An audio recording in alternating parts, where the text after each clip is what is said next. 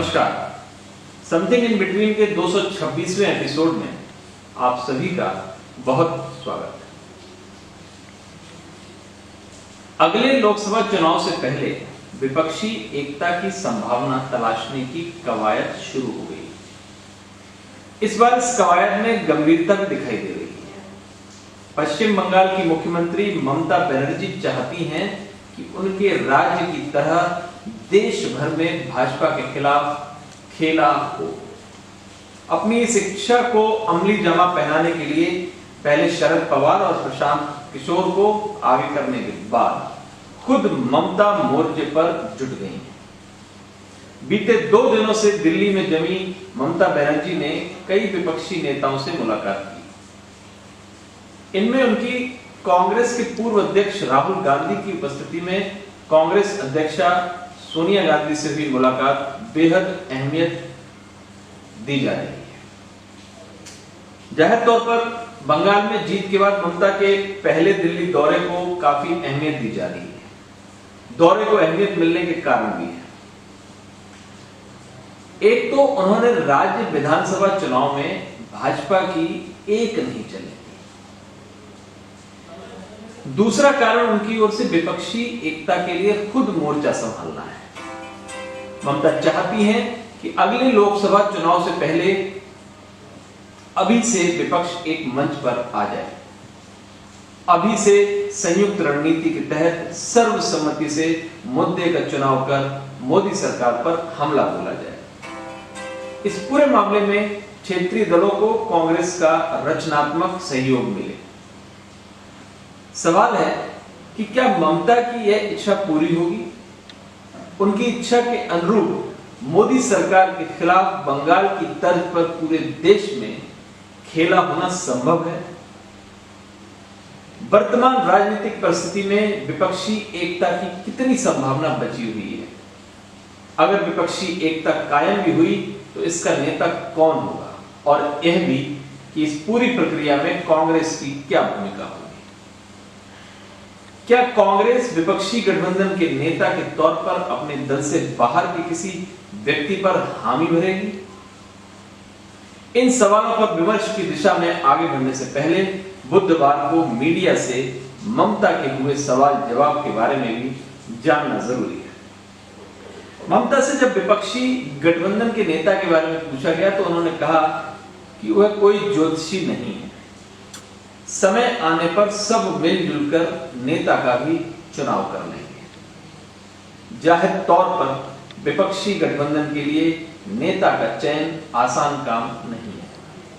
ममता चाहती हैं कि एकजुटता की पहली कोशिश में ही नेता के सवाल पर चर्चा से बचा जाए। वैसे भी कई बार विपक्षी एकता पहले हुई है और चुनाव के नतीजे आने के बाद नेता का चयन हुआ है। ममता शायद इसी फॉर्मूले पर आगे बढ़ना चाहती है। ऐसा नहीं है कि देश की राजनीति में विपक्षी एकता की संभावना नहीं है। देश की राजनीति में मोदी शाह के युग की शुरुआत के समय से ही इसकी संभावना थी और आगे भी रहेगी। इस समय शरद पवार विपक्षी एकता की धुरी साबित हो सकते हैं। पवार का न सिर्फ कांग्रेस समेत क्षेत्रीय दलों के नेताओं के बीच पैठ है बल्कि सम्मान भी है। विपक्षी एकता के मोर्चे पर पवार क्षेत्रीय दलों को साथ लाने का काम कर सकते हैं। चुनावी रणनीतिकार प्रशांत किशोर मजबूत भावी रणनीति तैयार कर सकते हैं, मगर महज इसी से मजबूत विपक्षी एकता की मजबूत संभावना नहीं बनेगी। सबसे पहले तो विपक्षी दलों को यह समझना होगा कि कांग्रेस को साथ लिए बिना किसी मजबूत मोर्चे के गठन की कल्पना भी नहीं की जा सकती। कांग्रेस बेशक लगातार कमजोर हुई है, मगर सच्चाई ये भी है कि विपक्ष में कांग्रेस के अलावा किसी भी दल का राष्ट्रव्यापी आधार नहीं है। देश के करीब 1 दर्जन राज्यों में भाजपा के सामने सिर्फ कांग्रेस ही चुनौती है। सहयोगियों के सहारे 1 दर्जन राज्यों में पार्टी का अब भी प्रभाव कायम है।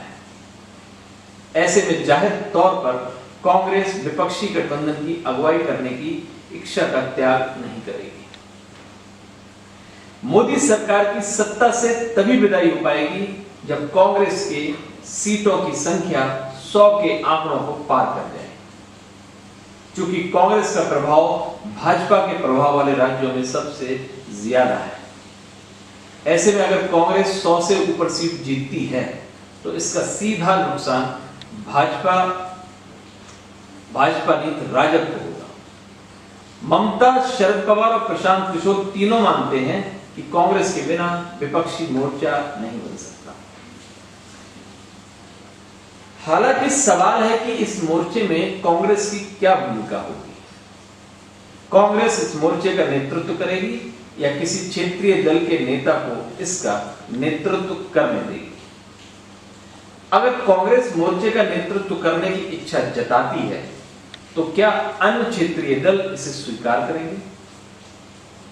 इसके उलट अगर क्षेत्रीय दल का नेता को मोर्चे के नेतृत्व का प्रस्ताव आता है तो क्या कांग्रेस स्वीकार करेगी इसको? बहरहाल एक रास्ता है जिस पर चलने का संदेश ममता दे रही है। रास्ता यह है कि विपक्षी दल बिना नेता का चयन किए भाजपा के खिलाफ एकजुट हो जाए। भाजपा को राष्ट्रीय स्तर पर घेरने के बदले अलग अलग राज्यों में स्थानीय मुद्दों पर घेरा जाए। नेता चुनने का काम चुनाव परिणाम आने तक के लिए टाल दिया जाए।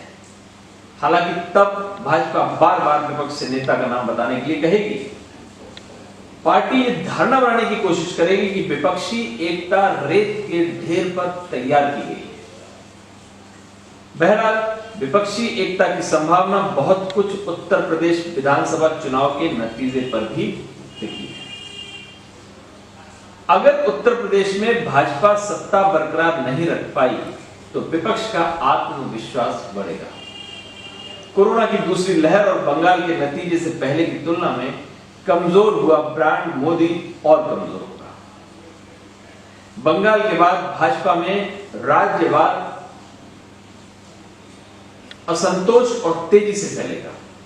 मतलब उत्तर प्रदेश विधानसभा चुनाव के नतीजे देश की राजनीति को नई दिशा दे सकते हैं। हाँ, अगर भाजपा उत्तर प्रदेश में जीती तो विपक्षी एकता की राह में अड़चनें और बढ़ेंगी। कमजोर दिख रहा ब्रांड मोदी अचानक मजबूत होगा। इसलिए शायद शरद पवार, ममता बनर्जी और प्रशांत किशोर तीनों ही उत्तर प्रदेश के नतीजे का इंतजार कर रहे हैं। इस राज्य के नतीजे आने के बाद ही दोनों ही ओर से नए सिरे से राजनीतिक विषाद बिछाए जाएंगे। इसी से तय होगा कि देश की राजनीति का ऊंट किस करवट बैठेगा। नमस्कार।